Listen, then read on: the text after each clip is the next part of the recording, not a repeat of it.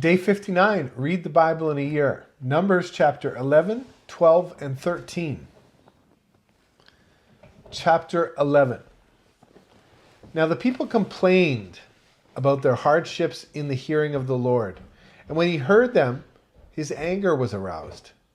Then fire from the Lord burned among them and consumed some of the outskirts of the camp. When the people cried out to Moses, he prayed to the Lord, and the fire died down. So that place was called Taberah, because the fire from the Lord had burned among them.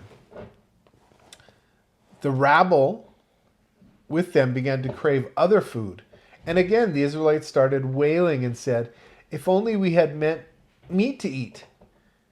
We remember the fish we ate in Egypt at no cost, also the cucumbers, melons, leeks, onions, and garlic, but now we have lost our appetite. We never see anything but this manna." The manna was like a coriander seed and looked like resin.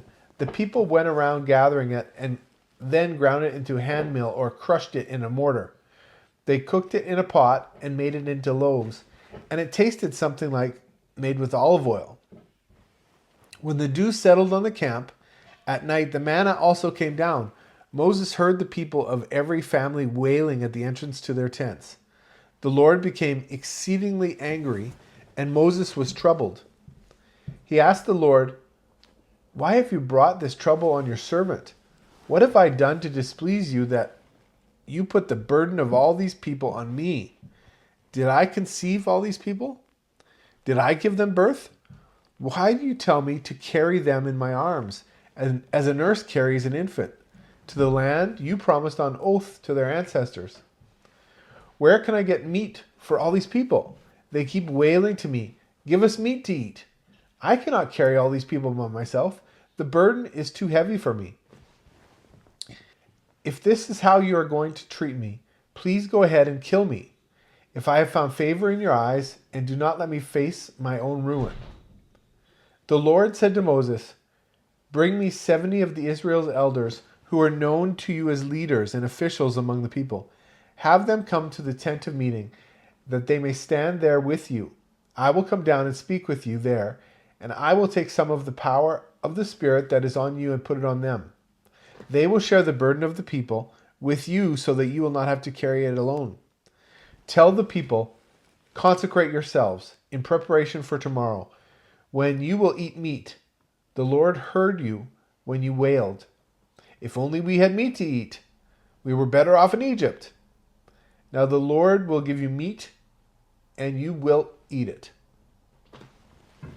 You will not eat it for just 1 day, or 2 days, or 5, or 10, or 20 days, but for a whole month, until it comes out of your nostrils, and you loathe it, because you have rejected the Lord who is among you, and have wailed before him, saying, 'Why did we ever leave Egypt?'" But Moses said, "Here I am among 600,000 men on foot, and you say I will give them meat to eat for a whole month? Would they have enough if flocks and herds were slaughtered for them? Would they have enough if all the fish in the sea were caught for them?" The Lord answered Moses, "Is the Lord's arm too short? Now you will see whether or not what I say will come true for you." So Moses went out and told the people what the Lord had said. He brought together 70 of their elders and had them stand around the tent. Then the Lord came down in a cloud and spoke with him, and he took some of the power of the Spirit that was on him and put it on the 70 elders. When the Spirit rested on them, they prophesied, but did not do so again. However, 2 men, whose names were Eldad and Medad, had remained in the camp. They were listed among the elders, but did not go out to the tent. Yet the Spirit also rested on them, and they prophesied in the camp. A young man ran and told Moses, "Eldad and Medad are prophesying in the camp." Joshua, son of Nun, who had been Moses' aide since youth, spoke up and said, "Moses, my Lord, stop them." But Moses said, "Are you jealous for my sake? I wish that all the Lord's people were prophets, and that the Lord would put his Spirit on them." Then Moses and the elders of Israel returned to the camp. Now a wind went out from the Lord and drove quail in from the sea. It scattered them up to 2 cubits deep all around the camp, as far as a day's walk in any direction. All that day and night, and all the next day, the people went out and gathered quail. No one gathered less than 10 homers. Then they spread them out all around the camp. But while the meat was still between the teeth and before it could be consumed, the anger of the Lord burned against the people, and he struck them with severe plague. Therefore, the place was named Kibroth Hattava, because there they buried the people who had craved other food. From Kibroth Hattava, the people traveled to Hazeroth and stayed there. Numbers 12. Miriam and Aaron began to talk against Moses because of his Cushite wife, for he had married a Cushite. Has the Lord spoken only through Moses, they asked? Hasn't he also spoken through us? And the Lord heard this. Now, Moses was a very humble man, more humble than anyone else on the face of the earth. At once the Lord said to Moses, Aaron and Miriam, come out to the tent of meeting, all three of you. So the three of them went out. Then the Lord came down in a pillar of cloud. He stood at the entrance to the tent and summoned Aaron and Miriam. When the two of them stepped forward, he said, listen to my words. When there is a prophet among you, I, the Lord, reveal myself to them in visions. I speak to them in dreams. But this is not true of my servant Moses. He is faithful in all my house. With him, I speak face to face, clearly, and not in riddles. He sees the form of the Lord. Why then were you not afraid to speak against my servant Moses? The anger of the Lord burned against them, and he left them. When the cloud lifted from above the tent, Miriam's skin was leprous. It became as white as snow. Aaron turned toward her and saw that she had a defiling skin disease. And he said to Moses, please, my Lord, I ask you not to hold against us the sin we have so foolishly committed. Do not let her be like a stillborn infant coming from its mother's womb, with its flesh half eaten away. So Moses cried out to the Lord, please, God, heal her. The Lord replied to Moses, if her father had spit in her face, would she not have been in disgrace for 7 days? Confine her outside the camp for 7 days. After that, she can be brought back. So Miriam was confined outside the camp for 7 days, and the people did not move on till she was brought back. After that, the people left Hazeroth and encamped in the desert of Paran. Numbers chapter 13. The Lord said to Moses, send some men to explore the land of Canaan, which I am giving to the Israelites. From each ancestral tribe, send one of its leaders. So, at the Lord's command, Moses sent them out from the desert of Paran. All of them were leaders of the Israelites. These are their names. From the tribe of Reuben, Shammua, son of Zakur. From the tribe of Simeon, Shaphat, son of Hori. From the tribe of Judah, Caleb, son of Jephunneh. From the tribe of Issachar, Igal, son of Joseph. From the tribe of Ephraim, Hoshea, son of Nun. From the tribe of Benjamin, Palti, son of Raphu. From the tribe of Zebulun, Gadiel, son of Sodi. From the tribe of Manasseh, a tribe of Joseph, Gadi, son of Suzi. From the tribe of Dan, Amiel, son of Gemiel. From the tribe of Asher, Sether, son of Michael. From the tribe of Naphtali, Nabi, son of Vopsi. From the tribe of Gad, Guel, son of Maki. These are the names of the men Moses sent to explore the land. Moses gave Hoshea, son of Nun, the name Joshua.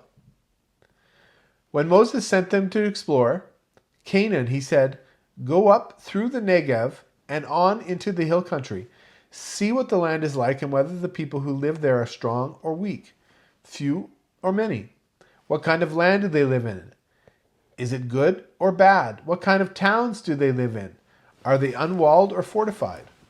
How is the soil? Is it fertile or poor? Are there trees in it or not? Do your best to bring back some of the fruit of the land." It was the season for the first ripe grapes. So they went up and explored the land, from the desert of Zin as far as Rehob, toward Lebo Hamath.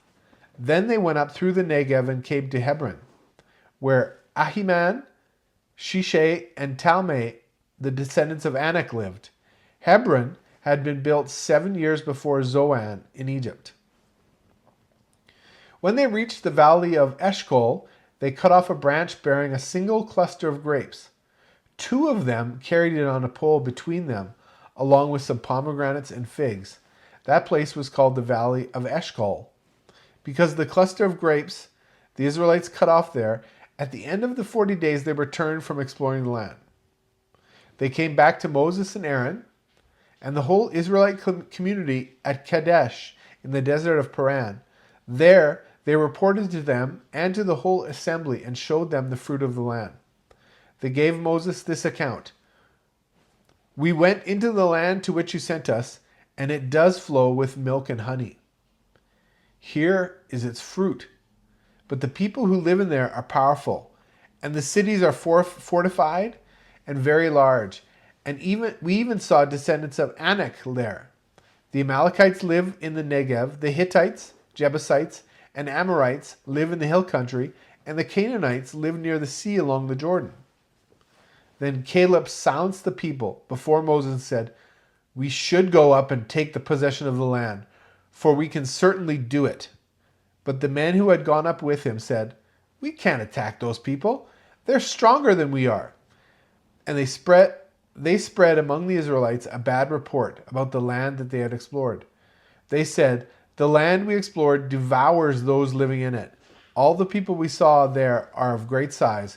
We saw the Nephilim there. The descendants of Anak come from the Nephilim. We seem like grasshoppers in our own eyes, and we look the same to them." This is really one of my favorite parts in the whole Bible. Yeah. I just love this part because, I don't know, there's just so much here. You have the people started complaining. I just said in the last one that, wow, they're being so patient. They're following God right away. They have such great faith. Yeah. And then, boom, here they're just, okay, enough is enough. We haven't had meat. We want meat. They're complaining. We had this back in Egypt. We had that. And I think I like this because I can relate to this. And as just human beings, we can relate. Sometimes we can forget what God has given us. We want to look back and go, oh, but this was better. This helps me to remember. It actually keeps me on track. Sure. This story literally helps me. When I want to complain, I literally think about this story. And I just think, I don't want to be like them. I just want to be grateful. Okay, this happened, that happened. Okay, let it go, let it go. God's going to take care of me, So this story actually helps me when I want to complain about my life, when I want to not be grateful for the things that he's given me, because one, I can see how crazy that is, because they left slavery and they're looking at things through rose-colored glasses. Yeah, okay. And two, God has done so many amazing things for them, and they're being so ungrateful. Yeah. And so, it helps me to remember, just always be grateful. There's always a bigger plan. Yeah. The part about this section of the Bible I love is I always like to look for people that I can imitate or idols. Mm-hmm. I'm not in the religious sense, but I love 2 characters from these chapters. The fact that God says about Moses, he was the most humble man on the face of the planet. Mm-hmm. And he's not like a prophet. I speak to Moses face to face. I like to imagine, well, what would that be like? What does that look like in someone's character to be the most humble man Aaron and his sister Miriam, they found out pretty strongly what Moses was like. When they're struck with leprosy, she's struck with leprosy, and Moses prays for her to be healed. He was a pretty amazing guy to imitate. And then Caleb, he was going to the camp, and he's trying to say, yes, we can certainly do it. He was trusting in God and trying to encourage the people. But people saw the size of the people living in the land. They saw the fortified cities, and they were scared. They had taken their eyes off of God. But Caleb held on to God. Yeah, you see the characters of different people, and how people can see the same thing and have a different point of view based on their faith. Caleb, he saw this amazing land, and then there was other people, right? The other spies, they saw the same land. Yeah. And they're coming back with a negative report. Caleb's like, wow, there's all these amazing things.